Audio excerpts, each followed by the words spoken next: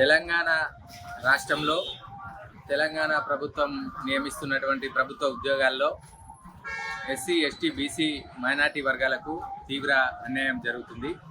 ఏ విధంగా అంటే EWS reservation ద్వారా 10% ఉన్న రిజర్వేషన్తో అనేకులు అంటే ఎస్సీ, ఎస్టీ, బీసీ, మైనార్టీ వర్గాలు కాకుండా ఇతరులకు జనాభా తమాషాకు వ్యతిరేకంగా జరుగుతున్నటువంటి ఈ నియామకాలలో ఎస్సీ, ఎస్టీ, బీసీలకు అన్యాయం జరుగుతుంది.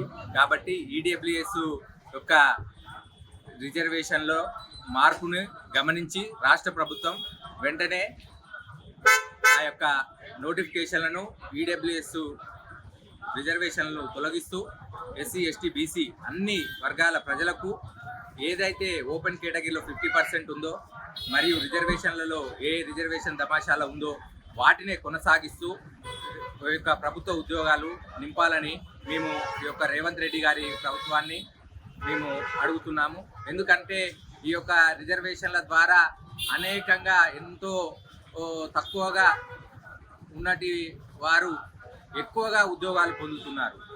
జనాభా తమాషాకు వ్యతిరేకంగా రాహుల్ గాంధీ గారు అయితే ఎవరైతే ఎంత గణం జనాభా ఉంటారో వారికి అంతగా ఫలాలు అందాలనే నిర్ణయం తీసుకున్నారు. అది రాబోయే కాలంలో భారతదేశంలో అమలు జరుగుతుంది.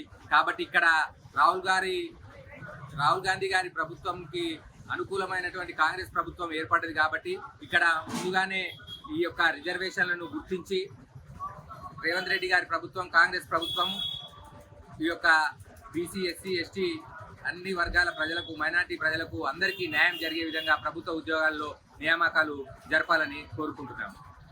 క్యూ న్యూస్ ఛానల్లో పనిచేయటకు అనుభవం గల సీనియర్ వీడియో ఎడిటర్స్ కావాలను సంప్రదించవలసిన నెంబర్ 8688926084. qnewsads@gmail.com ను సంప్రదించండి. లైక్ చేయండి.